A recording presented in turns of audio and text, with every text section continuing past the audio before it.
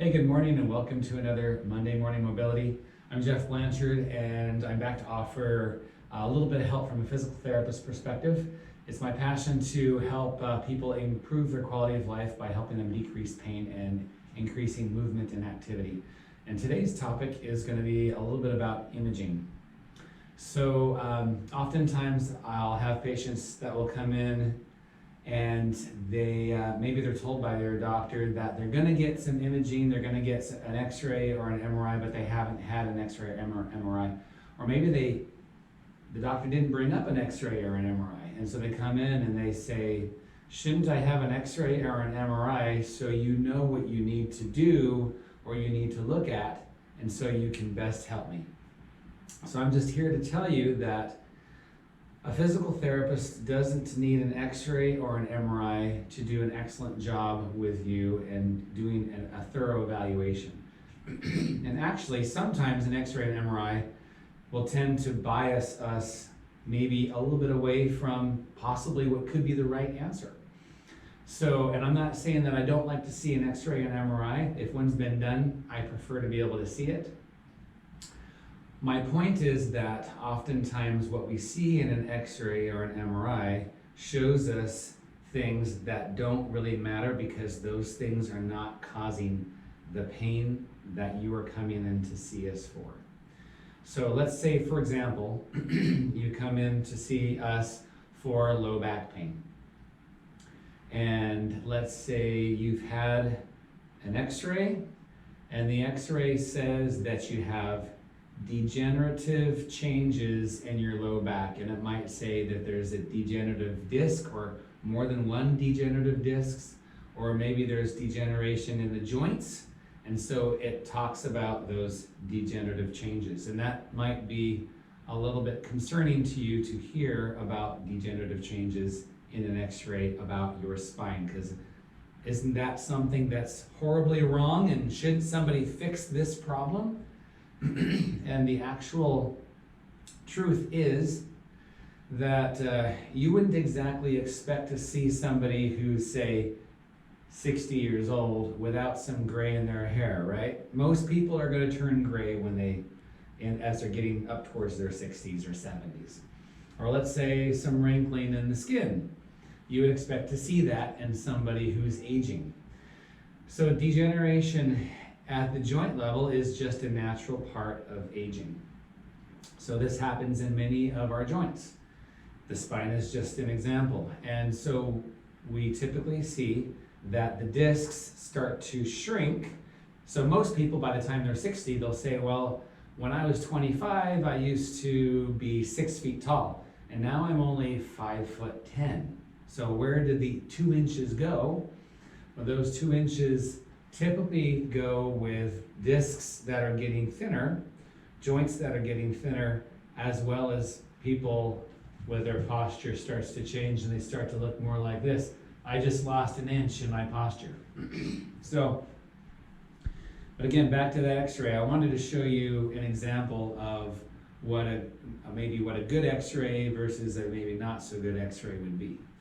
All right, so I wanted to show you an example here of a lumbar spine. So if you look at the picture here, it shows a lumbar spine from the side. So you can see a little bit of a curvature. That's what we call a lumbar lordosis, or a little bit of that curve of the back. And it shows different bones going up, and it shows the disc space between the bones. And so this is an x-ray. X-rays show bone and space. That's mainly what x-rays show. So with an x-ray, with a simple x-ray, we can tell if there's some arthritis because we can see that there's less space between the bones. Now in this picture, this is an example of a normal spine. But I will also say that there's often times where we'll see somebody that have a normal looking spine like this and they come in with a lot of pain. So just because an x-ray is normal doesn't mean that you don't have any pain. All right, so now we're going to go to a picture of an abnormal spine, or I should change that word. I should say a spine that is older, where the tissues are changing. So this is an example of a spine that is older. So as you can see here, the the bones, the vertebra don't look, the margins don't look as clean. They look like there's a little bit of some recessing and through some of the areas where the bone has kind of broken down a little bit. There's less space in the discs, and sometimes we'll see a normal disc and then a really squeezed down disc, a degenerative disc. Sometimes that can be a problem. So we can basically see again, how does the bone look? Does the bone look like the edges are fairly normal, or are they tilted one way or tilted the other way? And how much space do the discs have, and also how much space in those joints. Now again, if we have a spine that looks like this, it might be somebody who has no pain at all. These changes can be completely pain-free, or maybe it is somebody who is painful. So here's an example. I saw somebody just the other day, and they came in, this individual's in their 70s, and they came in with significant back pain. And what had happened a couple months ago is they were out in the woods and they went to go sit down, and they missed what they were going to sit down on, and they fell down on the ground. And instantly they had back pain. So they come in to see me, and they have an x-ray and an MRI. And the x-ray shows that there's a lot of these changes. So the discs are squashed, there's less space, the margins of the bone don't look as clean. And so he was very concerned about that x-ray. And I explained to him that previous to his fall, that was what his spine was like. So the spine doesn't become that way with an injury. The spine becomes that way over 30 to 40 years. So those changes that occur in our spines, they're slow and gradual changes. Again, just like our skin changes and just like our hair changes and other parts of us change, it's a slow, gradual process. It's the same thing that happens in the spine. It typically takes something to trigger the pain, like a fall or something like that, where then it causes inflammation. And it's the inflammation coupled with a spine that is not in its best state to create a problem that would bring you in to see a physical therapist. So someone in that situation, we oftentimes can find that we can make good progress. We can decrease inflammation and get you back to feeling as you did previous to having fallen. So that would be our goal.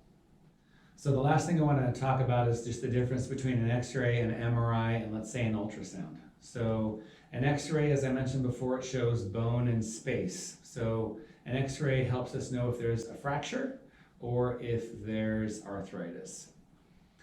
It doesn't show a lot of things. It doesn't show muscle, it doesn't show tendons or nerve. So an MRI shows us those things. Now an MRI is much more expensive.